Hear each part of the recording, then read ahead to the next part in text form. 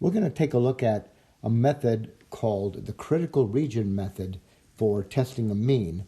Now, the p-value method that we saw in the last section, that is the one most commonly used. But just for completeness, we'll go ahead and show you this method here. It's called the critical region method or the traditional method. But then from here on out, we'll be using the p-value method to run our hypothesis tests. So we'll start by determining the null hypothesis. What is it that we're going to test? So suppose that we're testing that the mean is equal to some number, let's just call it k. So what we'll do then, of course, is we'll use a random sample to collect some data. So we'll get x bar. Now we're going to get x bar because we're testing the mean, so we'll get the corresponding test statistic. So we'll get the sample mean and the sample standard deviation. Now we want to determine how compatible or incompatible our data is with our assumption. Now if the data is incompatible with our assumption, we're going to reject this H0. If we think our data is compatible with the assumption, then we will not reject H0. So we need to measure that compatibility. So what are we going to use to do this? Well, if sigma is known, or the sample size is greater than or equal to 30, we're going to measure the discrepancy between the assumed value and the observed value using our z-score. Let's be sure we understand what this formula says. Looks like a bunch of symbols, but what's it all mean here? We'll look at the top, x bar minus mu. That's a subtraction, and the subtraction tells us the difference between two numbers. So the top is measuring the difference between the observed value and the assumed value.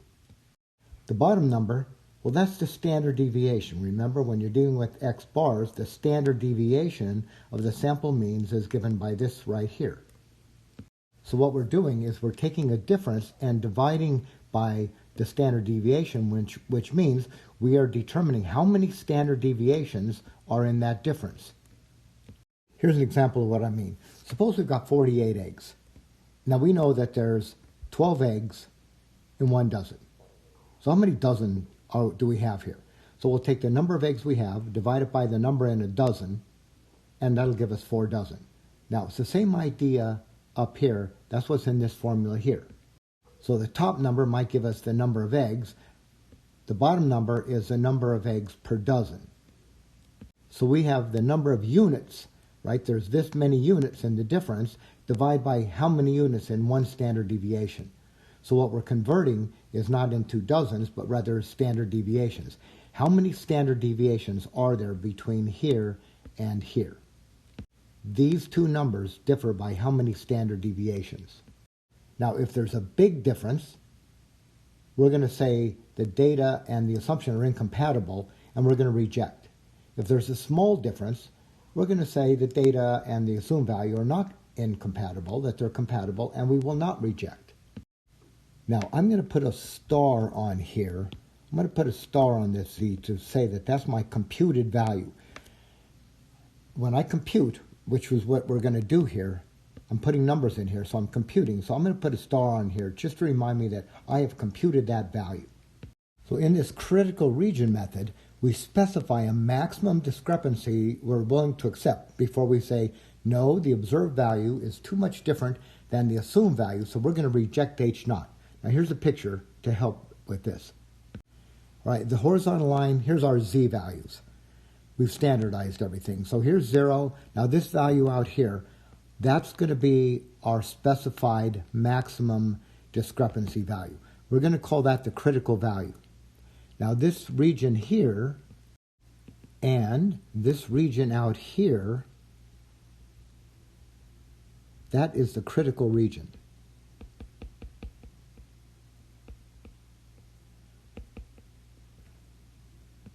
Now once you compute, you get z star, and if z star lands out here, I'll put it here. If z star lands out here, we're in the critical region, we're in the reject region. That means that we are too far away from the assumed value. Here's the assumed value because we've standardized. Here's the assumed value. If we get too far away, we're going to assume that there's too much difference between our observed value here and the assumed value. We're willing to go this far, but if we go this far, too far, so we're going to reject H naught. But now suppose, I'll do it up here at the top right. Now suppose we compute, we get Z star, and Z star lands here. All right, so here's our Z star value now. The critical region is out here to the right, and we're saying that although there is a difference between the assumed value and the observed value, that difference is not really significant, meaning that the data are not incompatible with our assumption. So what we do here is we fail to reject H naught. So now we need to get that critical value in the critical region. So that critical value in critical region, it depends on alpha. So first up is that you choose alpha. And you remember what alpha is. Alpha, that was the probability of a type 1 error, which is the probability of rejecting a true hypothesis. So remember, typical values of alpha are these. Okay, if I can get it to right here. Alpha equals 0.05. That means what? That we're going to reject a true hypothesis 5% of the time. And if alpha equals 0.01, okay, then we're going to reject a true hypothesis, what? 1% of the time. Now there's other values of alpha that you could use. You could use alpha equals, say, 0.005. Alpha equals 0.001. You know, it's up to you. Alpha equals 0.10. Alpha equals 0.02. The point is that the choice of alpha is up to you. Just 0.5 and 0.1, these are the standard ones that are used. All right, this is the basic theory of the critical region method. Let's do an example and see how it works. Right out of the book. WeatherWise is a magazine published by the American Meteorological Society. One issue gives a rating system used to classify nor'eastern storms that frequently hit New England and can cause much damage near the ocean. Now, a severe storm has an average peak of 16.4 feet. So a severe storm has an average, that's a mu, so that's the population of all these storms at 16.4 feet for waves hitting the shore. Suppose that a nor'easter is in progress at the severe storm class rating. Now, peak wave heights are usually measured from land using binoculars off fixed cement piers. Suppose that a reading of 36 waves, all right, 36, n is greater than 30, so a large sample, showed an average wave height of 17.3. Now that's an X bar, so that's coming from our sample. Previous studies of severe storms indicate that the standard deviation is 3.5. Now, does this information suggest that this storm is perhaps temporarily increasing above the severe rating? So right here, this is where the critical region approach starts. You start by specifying an alpha. So what we're going to do here is we're going to let alpha be 0.01. That means we're willing to reject the true claim 1% of the time. So I'm going to write a 6-step test. That's just the way I do it. So here's the first 2 steps. I'm going to write H naught, and then we're actually testing a mean. So I'm going to write mu, and I'm going to leave this blank for a minute. Then H sub A, that's the alternate hypothesis. That's also about mu. Here's what we're being asked. Does this information suggest that the storm is increasing above the severe rating? That's what we want to test. We want to test if the storm is increasing above the severe rating. So I'm going to always start here with the alternate hypothesis and write what that is asking. Is it increasing? So is the mean increasing means greater than, well, greater than what? Greater than the severe rating. Now the severe rating, that was up here at the 16.4, all right? So that's what we're going to test against, 16.4. So if we run our test and we don't go with this, all right, if we don't go with this, then what's the opposite of this, right? If we don't go with this, we're going to go with what's the opposite. So what is the opposite of greater than 16.4? The opposite is less than or equal to 16.4. So I just want to write my null and alternate hypothesis so that all the real numbers or all the numbers here are included. Step 3. I use 3 parts. Here's the first part. I'm going to get the measuring device that measures the discrepancy between my observed value, now that's up here, I'll circle it, the observed value and the assumed value, right? Here's our assumption. So that's going to be, what are we doing? We're testing a mean. We have a large sample, so we're going to use the z statistic, right? So we're going to use z equals x bar minus mu divided by sigma over the square root of n. And that will measure the discrepancy between our x bar, I should write that here. X bar was what? It was 17.3 with a standard deviation of, actually it's sigma, right? They actually gave us sigma, 3.5. If we weren't given sigma, we could still use 3.5 because our sample size is greater than 30. So I've got the measuring device. Now, the second part is to choose my level of alpha. Now, that's given to us here, but we would choose it normally if we were doing this problem on our own. So we would say let alpha equal 0.01. We're willing to reject a true claim 1% of the time. Now, the third part here is let's get that critical value in the critical region. So I always find it helpful to draw a curve. High point is 0. Now look at this. We're going to take the alpha and we're going to put it all into the right tail. You always find out what tail you're using by looking at your alternate hypothesis. So we're doing a greater than test. So I'm going to take all of the alpha, put it into the right tail. Now that's going to look like this. If I put it in the right tail, it's going to be over here. And that is at 0.01. Now I know it's in the right tail. I mean right here, how much is to the right? 50%. So 1% is out to the right. So this is definitely not to scale here. This is my critical value. We need to find that critical value. And to do that, I'm going to use the inverse norm on the calculator. So I'll do that up here at the top right. So, and I'll remind us of how to do it. So how are you going to find that? You're going to hit the second key, and then you're going to go to VARS. Now VARS is actually distribution, right? So then what you do is you select item number 3, and item number 3 is inverse norm. Looks like that. And when you select that, what you get is area, and you get mu, and you get sigma, and then you get paste. Now area. Here's the way the calculator is set up. I'll go down here to my picture. I'm down here at the bottom left. The calculator is always set up to do this. It will find the area to the left of this region right here. It goes to the left of the critical region, just the way the calculator is set up. We want the region to the right. Okay, now our region to the right is 1%. So we have to take this region over here, 1 minus 1%. So 1% here, 99% here. So we're going to type in 0.99. Now, it's the standard score, so the mean is 0, standard deviation is 1. Now you go to paste, and what comes up is, although you can't see all of it, is inverse norm of, and then it's telling you what you put in, 0.9901. And when you enter that, so you press enter, and what comes back, now I'm going to round off. That's I got 326, how about 2.33? That's my critical value.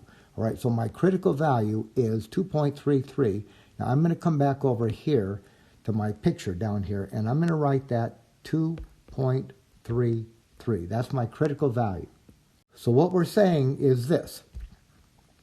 We know we have a discrepancy between the observed value, 17.3, and the assumed value, 16.4. Well, how big of a discrepancy are we willing to be okay with? Well, we're going to go up to 2.33 standard deviations away.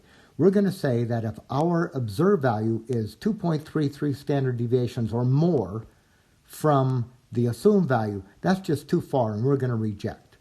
So what we have to do is find out where is our observed value. Is it over here, reject, or is it over here, not reject? So let's compute. That'll be step 4. So step 4, I'm going to compute z star. So here's my formula, x bar minus mu divided by sigma over square root of n. I've got a formula, so I always write the formula first, then I've got a roadmap. All I have to do is substitute numbers in.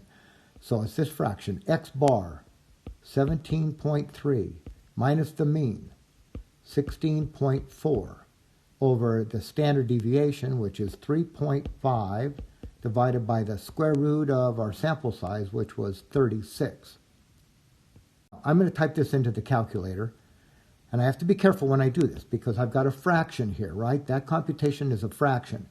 This fraction has a numerator, a denominator, and there's operations in it. So I need to set these off separately. I need a separate numerator, a separate denominator. And I do that by putting things in parentheses. So parentheses, right above the 7 and right above the 8 and the 9. All right, so we're going to have, open up a set of parentheses, 17.3 minus 16.4, right? That's the difference in feet. Divide, press the divide key, and now you have an operation here, right? You have a division. So I need parentheses, 3.5, press the divide key, and then press the square root key. Now you know the square root of 36, but if it was 37, we wouldn't, or I wouldn't. So I'm going to type in 36, and then I'm going to have to arrow out of that, arrow out of the square root, and then I'll type in a parentheses. So when I did that, I got this value here. I got z star being 1.54, 1.54. There's my step 4. Now step 5, compare z star to the, I'll just say CV, the critical value. So look at your picture. Just mark where it is on your picture. I'll do it in red here. But all right, I'm down here at the picture. Here's 0. Here's 2.33. Our z star value is 1.54. So where is the 1.54? Well, that's 0, and 2.33 is out here. 1.54 must be right in there. So I'll just go over here to my picture, and I'll put it right there. All right, so I'm going to put that in red right here. Now I have to decide, do I reject H0 or do I fail to reject H0? Now you can remember it. If you can remember it, it's fine. If you're out here in the critical region, you reject. If you're not in the critical region, you fail to reject. If you're not sure about that, you could think of it this way. Look where we are. We're in the non-shaded region. We're in the non-shaded region. So I'm thinking, okay, non-shaded, NS, non-shaded, NS. NS stands for no significance. So there's a difference between the observed value and the assumed value, but there's no significant difference between them. And if there's no significant difference, I'm going to fail to reject. All right, just another way to remember it. So we have decided that we're going to fail to reject. We're failing to reject H0. Now H0 is this one. We're not going to reject that. So essentially we're going with this for now. We're not going with this. This says that it's greater than 16.4, which means that it is increasing. We're not going with that one. We're going with this one. So we're going with not increasing. Step 6, I'm going to write the conclusion, and I always write mine like this. At alpha equals 0.05, so I'm going to start off by telling you how often I'm willing to be wrong. At alpha equals 0.05, or whatever it is. And then I'm going to write this sample indicates. So I'm going to tell you that everything I say down here, my conclusion, is based on results from my sample. And this sample indicates, how about if from now on we just write TSI? Now I'm going to use the words straight out of the problem. At alpha equals 0.05, this sample indicates, now look at the problem down here, the last sentence. It says, does this information, all right, suggest that the storm is increasing above the rating? Well, what are we saying? We're concluding that it's not increasing. So that I'm going to write just what they're asking us. So this sample indicates the storm is not increasing, I'll abbreviate a bit, increasing above the severe rating. I don't want to just say, oh, I failed to reject H naught. That doesn't really give the reader much information. So I'll go back and I will answer the question just as it's put to me. Let's do another example. This one is problem 12 out of the book. It says, let X be a random variable that represents the pH of arterial plasma, the acid of the blood. Now, for healthy adults, the mean is apparently known to be 7.4, right? It's a mu, so it's for the population. So 7.4 is what's known, and however, a new drug for arthritis has been developed. However, some people think that this drug may change the blood pH. Right, so the status quo is 7.4, but now a new drug comes out and somebody thinks it may change, that drug may change the blood pH. So what do? We take a random sample of 31 patients. Okay, so let me write this down. N is equal to 31. What do we have for mu? Mu seems to be that 7.4. We get a random sample of 31 people and we get an X bar of 8.1 and a standard deviation of 1.9. Now, what do we want to know here? Use the 5% level, all right, so we're given that level. That's the pre-established level of significance. Test the claim that the drug has changed. Here's my 6 steps. First of all, get it to right. First of all, H naught states that, now something about the mean, so I'll just write mu. Second step, H sub A states that, now it's about the mean, but I'm going to get my H naught first. So what are we asked here? It says use the 5% level of significance to test the claim. Here's the claim coming up. The claim is that the drug has changed the mean pH of the blood. All right, so that's my claim. This is the one I'm going to be testing. So it says, test the claim that it has changed.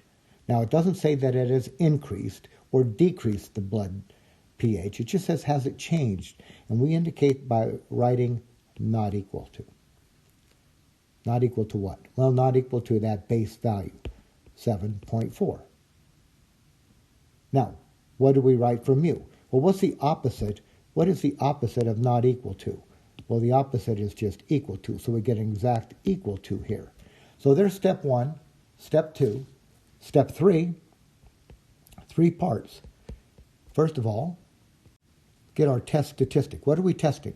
We're testing the difference between an observed value and a claimed value for a mean. And we have a large sample, right? We have a large sample, more than 30. So we're going to use this measuring device, Z equals X bar minus mu divided by sigma over square root of n. Part 2 is to get alpha, so we're given that. Let alpha equal 0.05. Part 3, get the critical region, all right? So it's always helpful to draw a picture here. Now I'll draw the Z curve.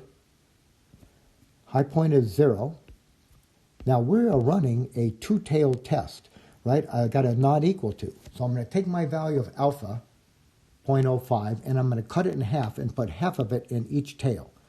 So over here, I'm getting my critical region here. Over here, that is half of 0.05. 0.05 divided by 2, 0.025 here, and 0.025 over here. So the critical region, we've got 2 critical values here. I've got this critical value, this critical value. And how do we get that? Oh, we get it with an inverse norm, right? So we're going to go to inverse norm. and I'm going to type in, now remember how it goes, the inverse norm. To get the inverse norm, you have to type the area to the left. All right, now it doesn't matter if I get this one or this one. They're symmetric. This one will be negative, this one will be positive. So just pick one. How about if I pick this one, 0.025? I'll just put in that area, 0.025. The mean is 0, standard deviation is 1. That comes out to negative 1.96, and by symmetry, this one over here is positive 1.96. You know, you may be able to remember that without doing an inverse norm. Do you remember when we did confidence intervals? We did confidence intervals at, what, 90%, 95%, 98, 99%. Look, if this is 5%, how much is left in here? 95%. And if you remember those numbers from 95%, it was 1.96. So you may remember it. If not, just do the inverse norm. Now, step 4, let's actually make our computation. Let's measure the incompatibility of the observed value and the claim value. So Z star, all right, it's the formula. I like to write my formula, x bar minus mu divided by sigma over square root of n. This is going to be x bar, which is 8.1, minus the 7.4, over, now we don't have sigma, but we do have S, and we have a large sample, so I can use S in place of sigma, and I'm going to get 1.9 divided by the square root of the sample size, 31. So I'm going to type in parentheses, 8.1 minus 7.4 divided by parentheses, right? You got an operation in the bottom, so I need to separate it with parentheses. 1.9 divided by second x squared, and then I'll type in the 31, I'll arrow to get out of that square root, and then parentheses to close the bottom. Now my calculator, I'm getting 2.05, right? So my Z star value is 2.05. Now in step 5, I'm going to compare Z star to my critical value. So do it by the picture. Look at your picture. Here's 0. Just start yourself at 0 and then start moving. You're going to move out to 2.05. Now it's positive, so I'm going to go to the right. So how far did it go out? Well, 2.05 is going to be over here. What is that value? That value is 1.96. So 2.05 is out here. All right, so I'm going to write that like this. I'll put a big star there that matches the star on my Z. So where are we? We're in the critical region, right? So I'm going to reject H naught. Now, if I reject H naught, just what is it that we're doing? We are rejecting H naught. We're going to come back and reject this claim. We're rejecting this in favor of this. We say we have enough evidence to reject this that we're going to believe that this one is true. Now, what does that one say? That one says that it is not equal to 7.4. And in terms of our problem, it says, test the claim that the drug has changed the mean pH level. Yeah, well, we're going to go with that. We're going to say it has changed. So I always start like this. Let alpha equal 0.05 TSI. This sample indicates, now I'm going to use the wording right out of the problem. Test the claim that the drug has changed. So I'm going to say this sample indicates the drug has changed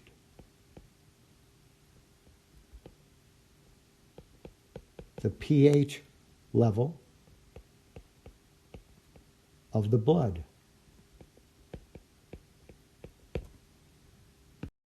We'll do one more problem here in this unit.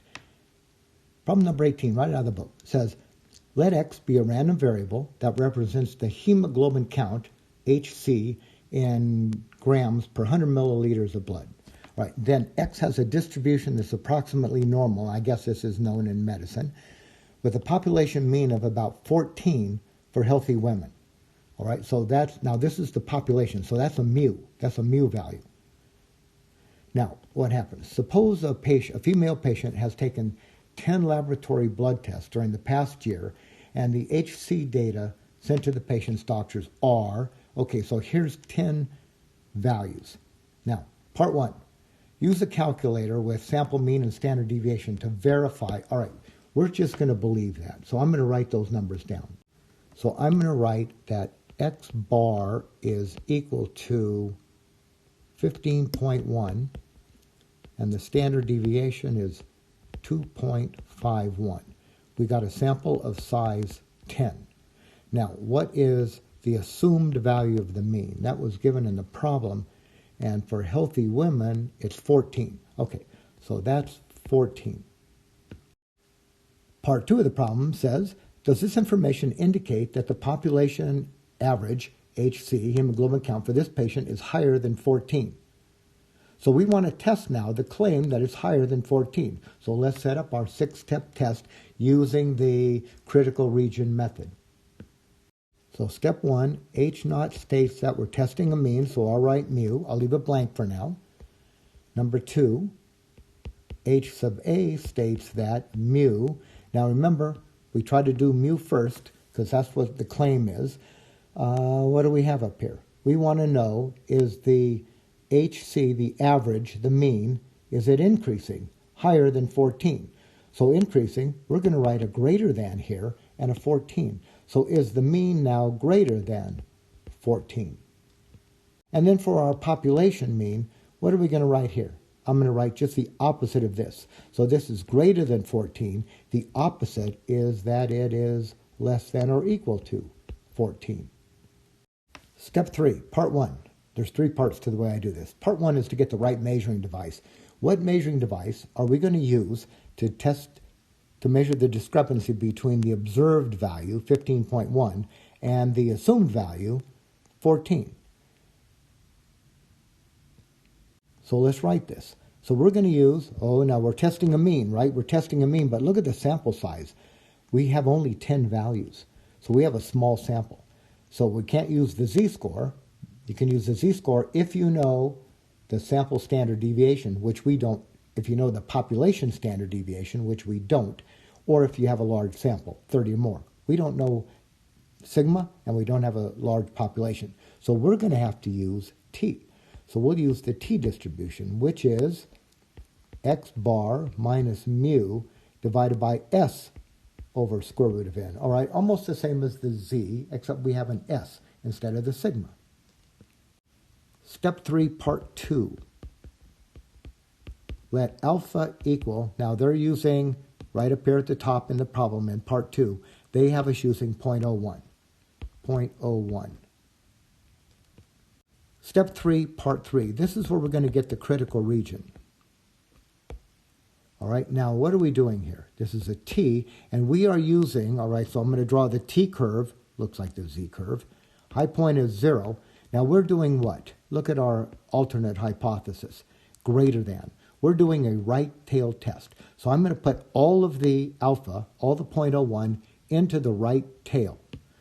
So into the right tail is all that 0.01. Now my critical value is right here, and that's our critical region. So how do you get this? Well, we're going to use an inverse t. All right, so go to second, VAERS, and select item number 4. All right, that's the inverse t. Now put in the area. All right, so the area, remember how the calculator is set up. The area is the area to the left of our value. Right, so there's the critical region. The area to the left must be 0.99, right? If this is 1%, this must be 99%. So it's just the way the calculator is set up. We have to put in 0.99. Now the next thing it's asking is degrees of freedom. Well, degrees of freedom, you may remember what this is. If not, here's a reminder. It's n minus 1. It's the sample size minus 1. Our sample is size 10, so 10 minus 1. You can type in 10 minus 1 or 9. So you put in 9 for the degrees of freedom. Then you go down and you paste. my calculator is showing a critical value of 2.82. 2.82. So if we are farther than 2.82 standard deviations from that claimed value, we're going to say that's too much of a difference. We're going to reject. So step 4, let's actually make the measurement. I'll call it T star, my computed value. It goes like this: x bar minus mu divided by s over the square root of n. This is going to be x bar, which is 15.1, minus mu, which is 14, divided by s, 2.51, divided by the square root of the sample size, square root of 10. So I'm going to type in parentheses 15.1 minus 14, divide, okay, parentheses to set off the top and the bottom, parentheses 2.51 divided by square root, put in a 10, arrow over to get out of that square root, close it off. So my calculator is showing a T star value of 1.398. How about this? T star is 1.4. So in step 5, I'm going to compare T star to my critical value.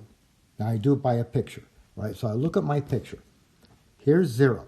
There's T equals 0. My critical value is 2.82. What did I get for T star? I got 1.4. So on my picture, I'll start at 0 and I'll start moving out. First number I hit, 1.4. Then after that is a 2.82. Right? So the T star value is right here. So T star turns out to be right here. Now, here's what I'm thinking. Oh, that is non-shaded. Non-shaded, that NS, non-shaded. That means NS, no significance. All right? There's no significant difference between the observed value and the assumed value. And if no significant difference, I fail to reject. So I'm not going to reject H naught. So what does H naught say? H naught says that the mean is less than or equal to 14. What are we doing? We are not rejecting that. All right, so we're essentially going with this. That means we're not going with this. This says that it's increased.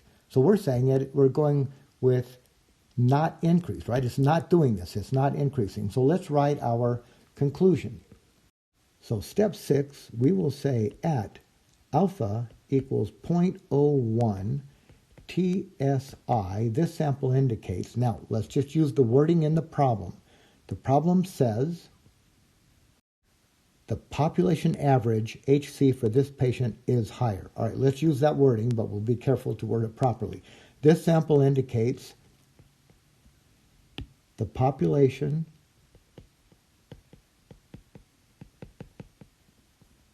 average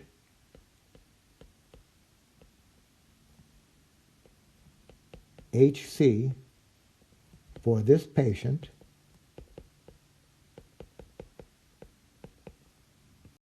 So be careful here. Are we going to say it is higher or is it not higher? You know, they're exactly the opposite. So let's get it right. We are doing what? We are failing to reject H naught. We're not going to reject H naught. H naught says this, that is less than or equal to. It is not higher. So we're going to put in the word not. So we're going to say the average HC for this patient is not higher than 14.